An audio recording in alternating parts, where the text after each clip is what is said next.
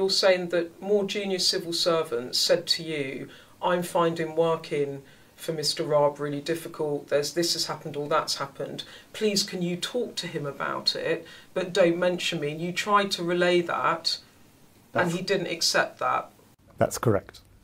Okay. Were you surprised that he didn't accept that, or dismayed? Oh, dismayed.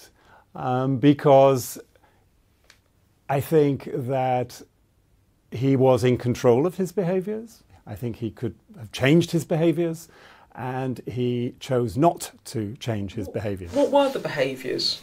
Well, as he himself has described, I think that Adam Tolley's report lays out Dominic Raab in a fair and accurate way. When you read the report, did you think, oh, maybe I should have done more? Given what happened in my year with him, I feel uneasy, but I still understand what I did.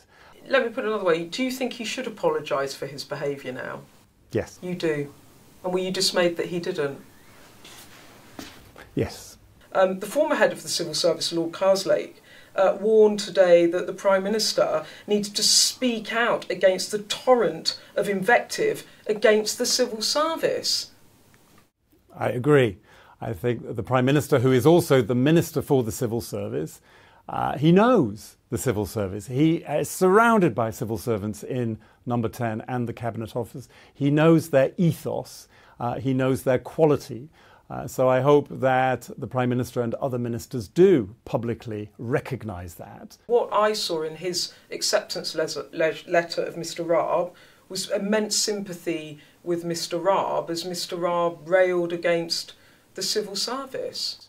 I think I would distinguish sharply, if I were the Prime Minister, between personal sympathy with a colleague I'd worked well with, I liked, and systemic sympathy. I think the system needs a closer attention than just accepting Dom Raab's word. Let me put it another way. Are you concerned that if ministers and the Prime Minister doesn't come out to kind of stick up for the civil service, that the civil service will be unfairly vilified by all of this?